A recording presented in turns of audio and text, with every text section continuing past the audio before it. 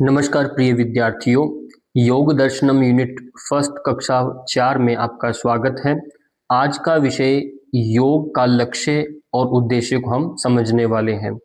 सबसे पहले हम जानेंगे योग के लक्ष्य क्या है। योग का अंतिम लक्ष्य यदि हम बात करें तो आत्म साक्षात्कार है और मोक्ष की प्राप्ति है, जिसमें व्यक्ति शरीर, मन और आत्मा की सीमाओं से परे जाकर शुद्ध चेतना को अनुभव करता है। योग शरीर और मन के साधन के माध्यम से अंततः आत्मा के साथ जुड़ने की प्रक्रिया है। तो ये योग का हम अर्थ समझ रहे हैं। तो हमने देखा है पुरुषार्थ चतुष्टय की प्राप्ति, धर्म, अर्थ, काम, मोक्ष, इन चारों को प्राप्त करना मनुष्य का लक्ष्य रहता है। तो हम अंततः लक्ष्य यानी मोक्ष का रहता है। चित्त वृत्तियों का निरोध। पतंजलि योग सूत्र के अनुसार योगश्चित्त वृत्ति निरोध अर्थात मन की चंचल लहरों को रोकने का नाम ही योग है। मन में अनंत विचार आते रहते हैं। मन एक संसार का रूप है। मन जितना विस्तार करेंगे आपका संसार में, बाह्य जगत में आपका मन रमा रहेगा। जब मन को नियंत्रित करते हैं तो मन को अपने यानी जो पंच ज्ञानेंद्रियां हैं, पंच ज्ञानेंद्रियों से जो वह अंदर विषयाकार होती है, पंच ज्ञानेंद्रियां जब बाह्य विषयों से साथ विषयाकार होती है, जैसे आंख का बाहर देखना, नाक से सूंघना, कान से सुनना, त्वचा का स्पर्श होना, जीवा का रस का स्वादन करना, जब ये बाह्य जगत के साथ इनका जो संसर्ग से जो अंदर मन के ऊपर जो प्रभाव पड़ता है, जिससे मन विचलित होता है, तो ये महर्षि पतंजलि कह रहे हैं योगस चित्त वृत्ति निरोधः, अर्थात चित्त की वृत्तियों को, वृत्तियां यानी जो पंच वृत्तियां बताई उनके प्रकार हैं, पर वृत्तियां कार्य कैसे करती हैं, आपके पंच ज्ञान इंद्रियों से वो प्रभावित होती हैं और मन अविचलित होने लगता है। तो योग का लक्ष्य है कि आपकी मन की तरंगों को, मन के विचारों को शांत करना, और सहज जब हो जाता है तो व्यक्ति स्वयं को प्राप्त होता है। यानी ये लक्ष्य कहलाता है योग का लक्ष्य। जब आपने देखा, यदि आप कहीं एक बर्तन के अंदर पानी है और पानी में आप अपना चेहरा देखना चाहते हैं और उसमें पानी में लहरें उठ रही हैं, पानी जो है मान लीजिए चित्त का एक स्वरूप है, चित्त के साथ उपमा कर रहा हूं, तो चित्त है पानी और उसमें जो तरंगे उठ रही हैं वो वृत्तियां हैं। जब तरंगे उठेंगी तो आप अपना चेहरा नहीं देख सकते। जब तक वो तरंगे शांत न हो तब तक आप अपना स्वयं के साथ साक्षात्कार नहीं कर सकते। उसको बोलते आत्म साक्षात्कार करना। जैसे ही लहरें शांत होंगी, पानी स्थिर हो जाएगा, तो अपना प्रतिबिंब आप उसमें देख सकते हैं। उसी का नाम योग है। तो यहाँ पर महर्षि पतंजलि वही कहना चाहते हैं, चित्त वृत्तियों का निरोध, अर्थात चित्त की जब वृत्तियां निरुद्ध हो जाएं, पूर्णतः से अवरुद्ध हो जाएं, तब आपका योग घटित होगा। यही योग का लक्ष्य है। आगे हम इसमें देखा आध्यात्मिक उन्नति।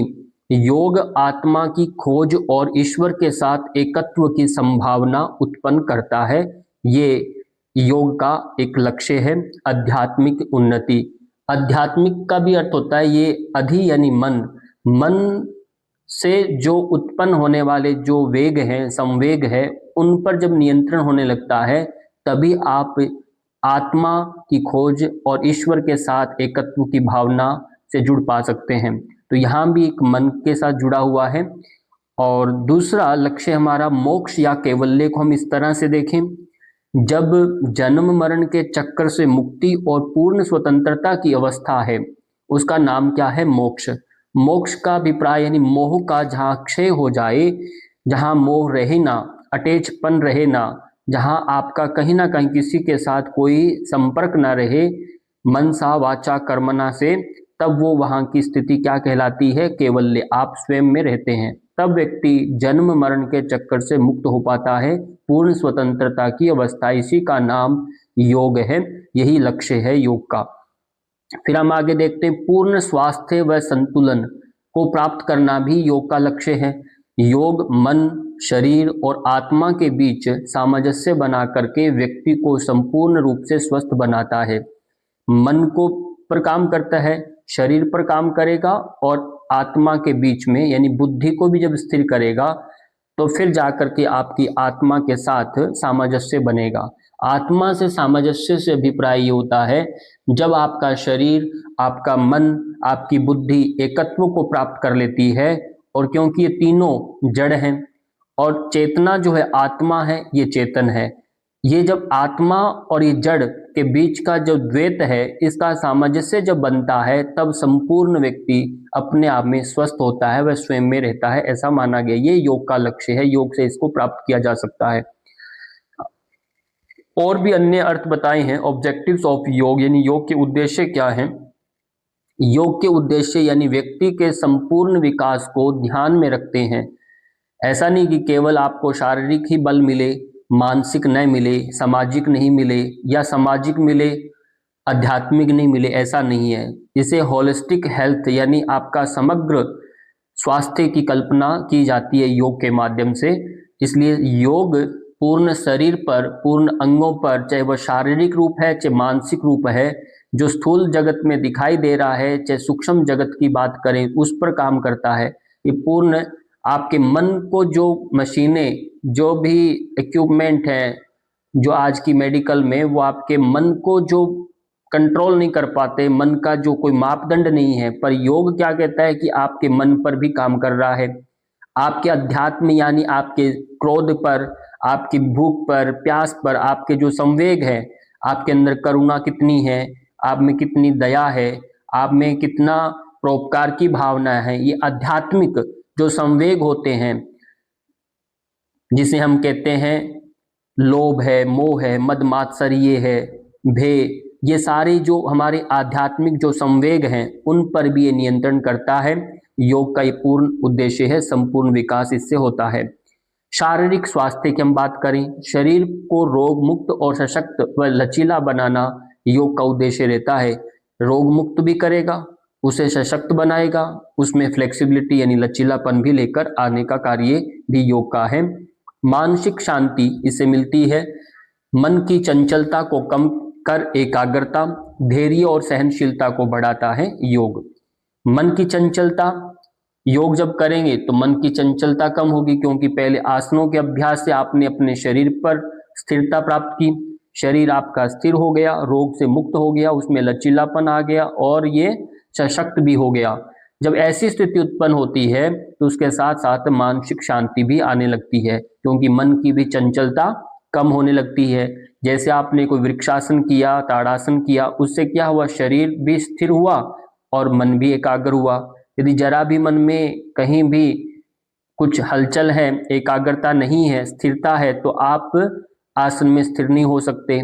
तो जब हम आसन में स्थिर होते हैं तो उससे धैर्य भी बढ़ता है, सहनशीलता भी बढ़ती है, क्योंकि उसमें कष्ट होता है। जब कोई आसन में आप गए हैं, यदि नटराज आसन कर रहे हैं, कोई भी पाद हस्तासन करते हैं, किसी भी आसन में क्यों ना हो, उसमें थोड़ा कष्ट होता है, किसी ना किसी अंग विशेष पर थोड़ा खिंचाव आता है। तो वो जब कष्ट सहन करने की एक शक्ति बढ़ने लगती है, इसको बोलते हैं मानसिक शांति। जब ऐसा आपका एक अभ्यास हो जाता है नियमित योगाभ्यास से, फिर दुनिया में जितने भी सुख दुख का भाव आए, चाहे लाभ हानि हो, जय पराजय होती है, तो उसमें भी आप स्थिर चित्त से स्थित प्रज्ञ होने की एक कला आप सीख जाते हैं। ये योग का उद्देश्य है।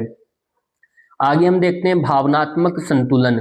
भय, क्रोध, ईर्ष्या जैसी नकारात्मक भावनाओं पर नियंत्रण बनने लगता है, क्योंकि योग हमें मैत्री, करुणा, मुदिता, उपेक्षा का भाव सिखाता है। चित्त को कैसे शांत करना है, किसके उसको कैसे प्रसन्न रखना है।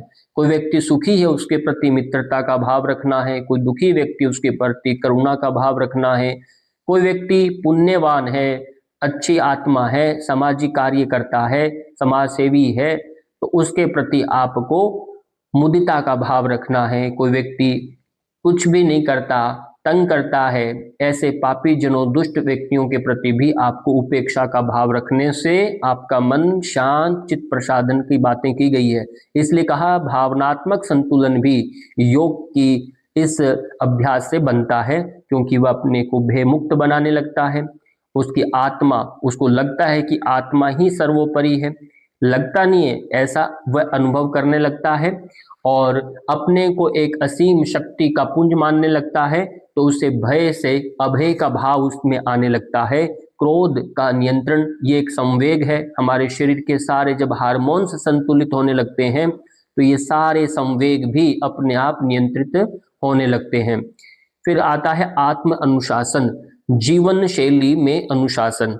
आत्म यानी स्वयं में अनुशासन, आप अपने पर एक शासन करना सीखते हैं, अपने इंद्रियों पर शासन करना सीखते हैं। उठने से लेकर के रात्रि शयन पर्यंत जितनी भी क्रियाकलाप दिन में आप करते हैं, चाहे आचार से करते हैं, विचार से करते हैं, आहार से करते हैं, विहार से करते हैं, अपने व्यवहार से करते हैं, इन पांचों स्तरों पर आप अपने को अनुशासन रखने लगते हैं। तो इससे कहते हैं जीवन में अनुशासन।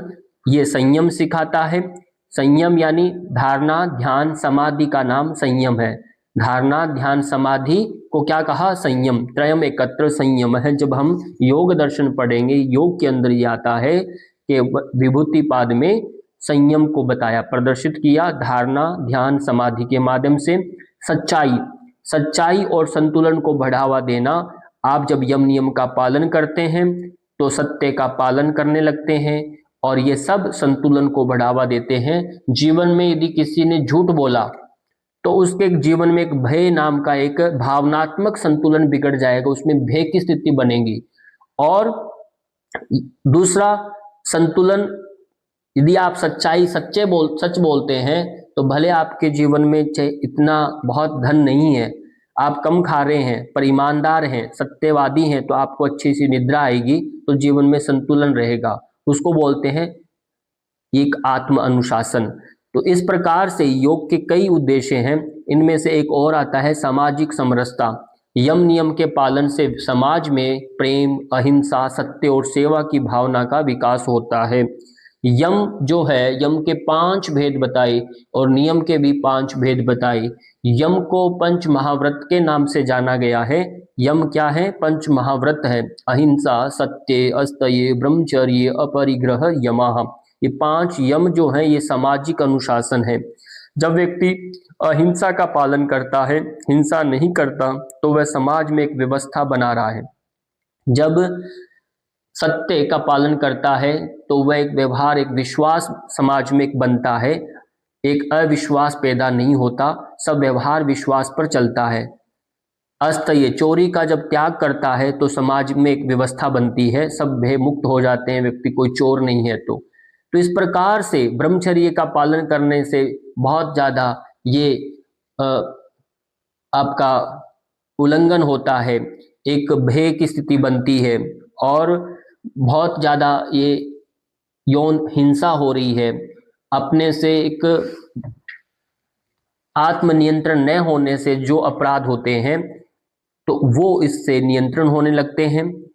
और अपरिग्रह से अभिप्राय है आप अति संग्रह नहीं कर रहे, जितना चाहिए उतना संग्रह करते हैं, तो उससे भी समाज में एक समरसता आती है। क्योंकि सबके समान पैसा रहेगा, आप टैक्स देते हैं तो आप टैक्स चोरी नहीं करते, बहुत ज़्यादा आप स्टोर नहीं करते सामान का, जिससे समाज में भूखमरी स्थिति उत्पन्न नहीं होती। तो ये एक सामाजिक अनुशासन है यम। और नियम जो है ये आत्म व्यक्तिगत अनुशासन होता है, व्यक्तिगत अनुशासन होता है। इसे कहा गया आप शौच, संतोष, तप, स्वाध्याय, ईश्वर प्रणिधानानि नियमा। ये नियम जो है ये आपके व्यक्तिगत अनुशासन है। इस प्रकार से समाज के अंदर जब हम रहते हैं तो यम नियम का पालन यदि बाल्यकाल से ही विद्यालयों में बच्चों को यदि सिखाया जाए तो निश्चित रूप से समाज में एक समरसता का भाव, इस प्रकार से सामाजिक समरसता बनती है। अंतिम है आध्यात्मिक जागृति, आत्मा की खोज और ब्रह्म के साथ एकता की अनुभूति। ये भी एक योग का मुख्य उद्देश्य रहता है। और इसी के साथ आप सबका बहुत बहुत धन्यवाद। नमस्कार।